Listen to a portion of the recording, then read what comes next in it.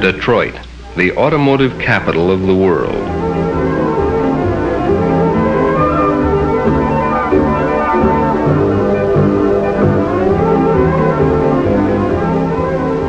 Half a mile of asphalt, a quarter mile to race on and a quarter mile to slow down in.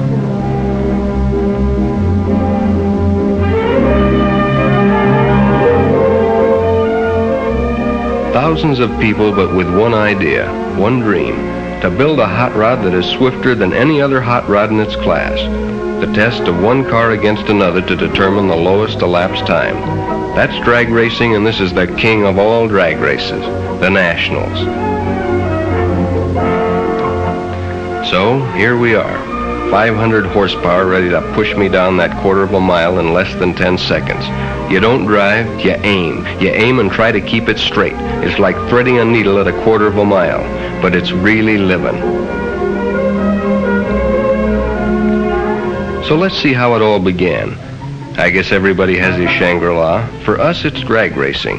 I say us because it takes a team to build and race a top contender. The happy hours of a man's life are spent creating something. Some people paint, others write. Some design a rocket to the moon. But for us, it's trying to build a machine that'll cover a quarter of a mile quicker than anything else on four wheels.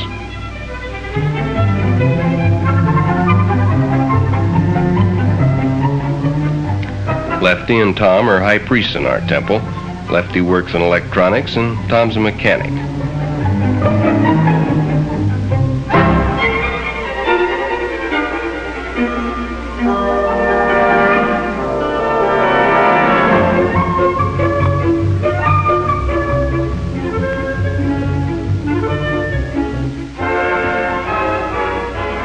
And there's the High Llama, Jim Nelson. He's the engineer. In real life, he's manager of a speed shop in Oceanside. Tom and Jim are brothers. There I am with the jacket supervising the job. You gotta keep an eye on these boys or someday you'll mash down on the throttle and head right into outer space. Takes a lot of doing to make a record run. These cars are more highly bred than a racehorse. In fact, this is probably the most specialized type of machinery in the automotive world.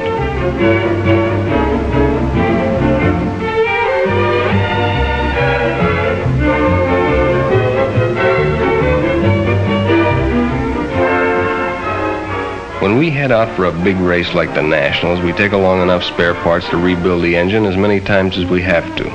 Reliability is almost as important as speed. It takes a combination of both to win. In fact, I've known it to happen where the fastest car isn't necessarily the winner.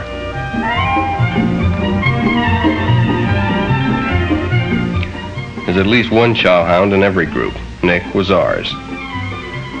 Nick and Mike had farther to come than we did, so we set up a rendezvous. Safer to travel by caravan, it's more fun too.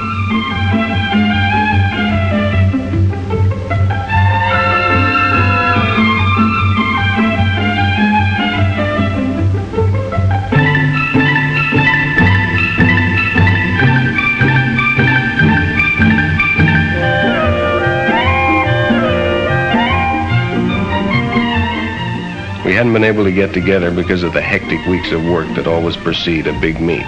So there was lots to talk about. New ideas, things that worked and things that didn't work.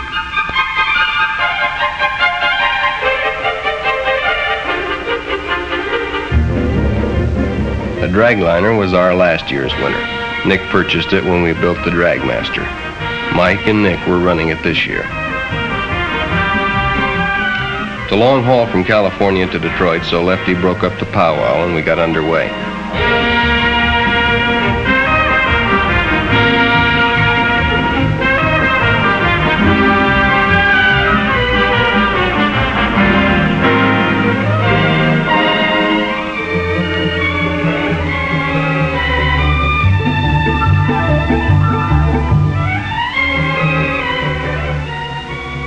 hear a lot about the beauty of the Southwest, but unless you drive east, you never really get a good look at it.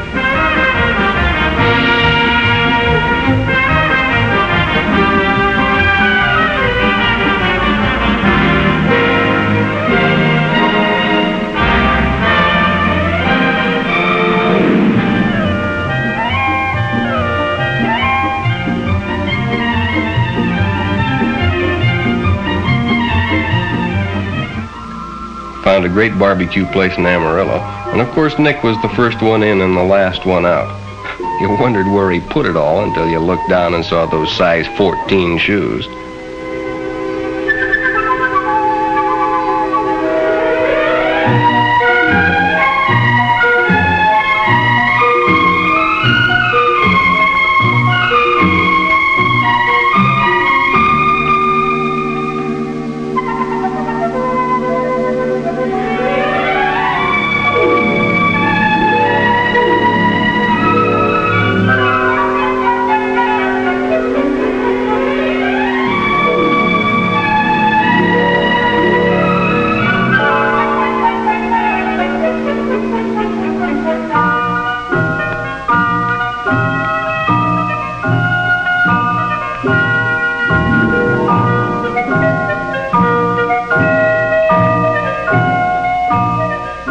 It's always good to see old friends again, and we joined the Parkers in Oklahoma to catch a meet before pushing on.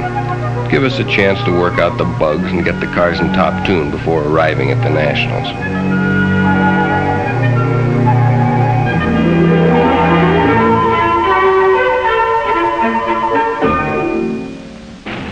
Oklahoma had a regional meet. That's a Texas job burning up the track. My competition got off to a squirrely start, which put me in the next round. There's Jamie Parker and his C Gasser. And there goes his brother Phil and his A Gasser, affectionately called Grandma. And here comes Nick in the dragliner, a little on the late side. Lady Luck was riding on my shoulder all day. And there's the Allison against the twin Chevy. You can't see it for the smoke, but the Chevy won. And so did we. Jamie got first in his class, and we won a savings bond for top elimination. And could we use it?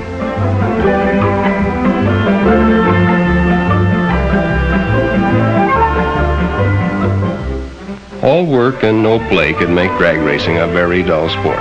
So after a hot day at the track, it's always pool time.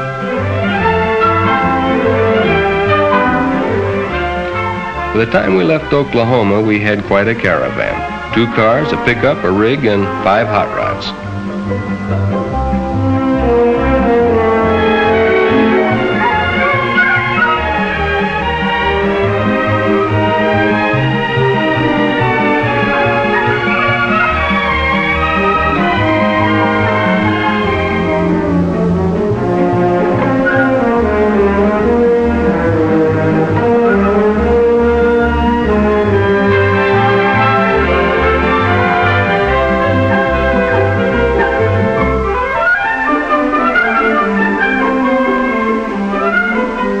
When we got to St. Louis and crossed the Mississippi, the weather began to look a little on the threatening side.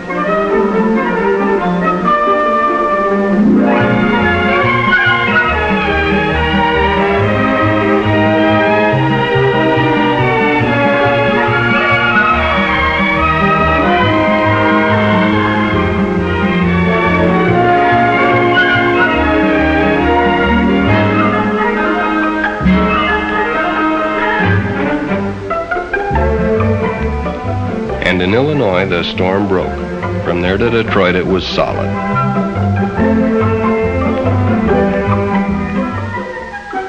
Following day, the sun came out and everybody took a deep breath.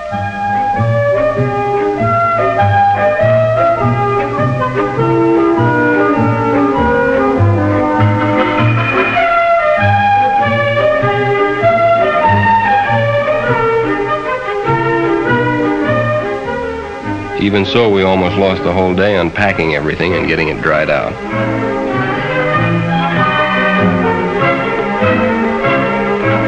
we had the car to clean up and get ready for technical inspection the next morning.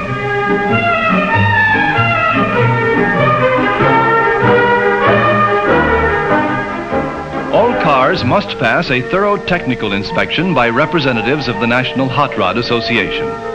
The association's rules have been responsible for setting and keeping the high standards of safety so typical of modern hot rodding. Classes are divided according to body types, engine size, and weight of car. This affords a wide variety of creations for hot rod enthusiasts to develop.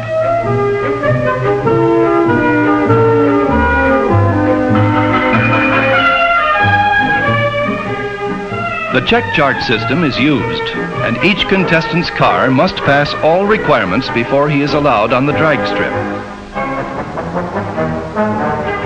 This often creates some lively discussions. Weighing in is always a critical moment. Rules call for 30% front, 70% rear weight ratio. A few pounds light on the front end can disqualify a car, and a few pounds too few can throw it into a higher class.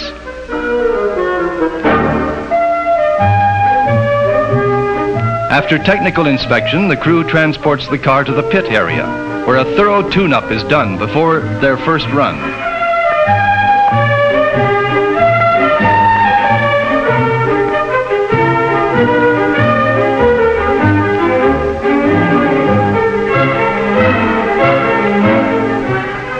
Barbara Livingston, a charming secretary of NHRA, is on hand to greet old friends and give newcomers a helping hand. Once satisfied, the crew wheels the car through the staging area, and an amateur photographer gets her chance before the car gets to the starting line.